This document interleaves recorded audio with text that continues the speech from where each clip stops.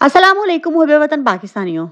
जो कुछ इस टाइम पर अदलिया पाकिस्तानी अवाम और इमरान खान के साथ कर रही है, तारीख इनको सबब के तौर पर याद रखेगी।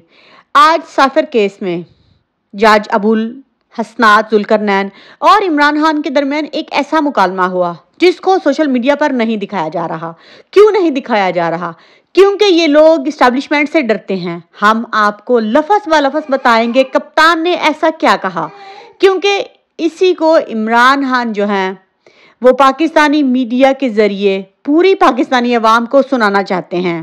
जज अबुल हसनात फरमाते हैं कि बतौर वज़ीर आज़म इमरान खान को साइफर रखने का कोई इख्तियार नहीं था। तो हम आपसे पूछते हैं कि जब साइफर इमरान खान को रखने का इख्तियार नहीं था तो क्या साइफर बाजवा को रखने का इख्तियार था? बाजवा क्या पाकिस्तान का मुंतखब वज़ीर आज़म था? आगे फरमाते हैं जज साहब कि साइफर को इमरान खान ने अपने मफादात के लिए इस्तेमाल किया। इस अमल से मुल्क के तशद्दुद और कौमी सलामती को नुकसान पहुंचा।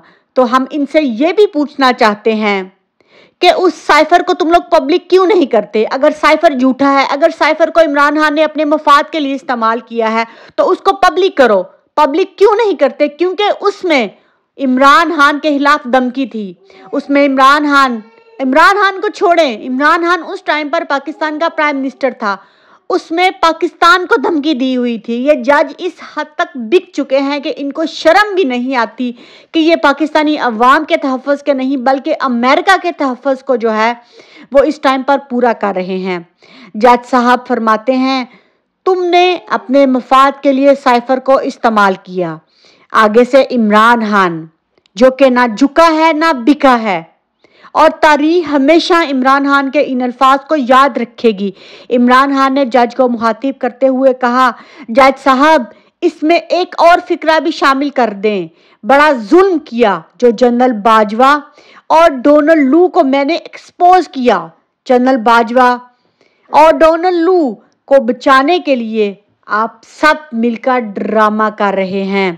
तारीख इन अल्फाज को याद रखेगी कि मौत उसके सामने खड़ी थी, लेकिन वो डरा नहीं, वो बिका नहीं। और देख लीजिए उधर कल नवाज शरीफ की सज़ा मुअत्तल हुई और आज इमरान खान पर फर्द जुर्म आयद कर दी गई। ये महज इत्तेफाक नहीं, ये सुप्रीम कोर्ट बिक चुकी है। सुप्रीम कोर्ट ने अपने ही 5 बेंच के फैसले को आज मुअत्तल कर दिया। मुहब्बे वतन पाकिस्तानियों, समझो ये गद्दारी इमरान खान ने नहीं बल्कि ये पाकिस्तान के जज गद्दारी कर रहे हैं। डॉक्टर आयशा जो कि अमरीकी इस्टेब्लिशमेंट के बहुत ही करीब समझी जाती हैं और इमरान खान के बहुत ज़्यादा खिलाफ हैं, उन्होंने कहा कि आसिम मुनीर अमेरिका से इलेक्शन रुकवाने के लिए दरखास्त लेकर गया था, लेकिन उन्होंने ना कर दी। उन्होंने कहा कि इलेक्शन हर कीमत पर होंगे। अमेरिका ने इलेक्शन मुनक्किद करने के लिए नया हुक्मनामा जारी कर दिया, क्योंकि अमेरिका समझता है कि इसके कंधे पर रखकर बंदूक चलाई जा रही है, जिससे पाकिस्तान में अमेरिका के खिलाफ नफरत फैलेगी। इसीलिए वो ये नहीं चाहते।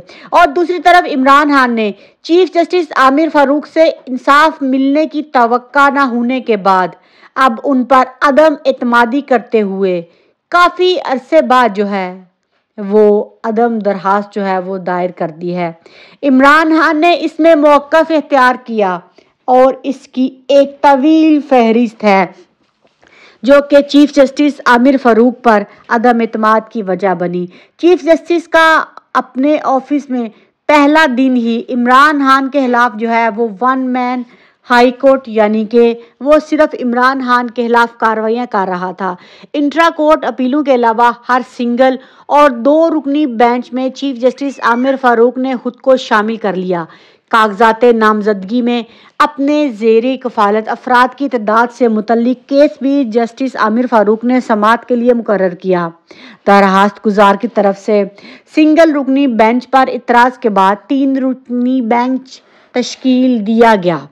3 रुकनी बेंच ने अक्सरियती फैसला देते हुए इमरान खान को जो है उनके खिलाफ एक नई दरखास्त जो है उसको मुस्तरद कर दिया। और उसके बाद چیف جسٹس عامر فاروق نے نہ صرف اکثریتی فیصلے کو ویب سائٹ سے ہٹوایا بلکہ پریس ریلیز بھی جاری کر دی تو عمران خان نے ایک دفعہ پھر چیف جسٹس اسلام آباد ہائی کورٹ عامر فاروق پر عدم اعتماد کا اظہار کر دیا اور مقدمات سے علیحدہ ہونے کی درخواست دائر کر دی۔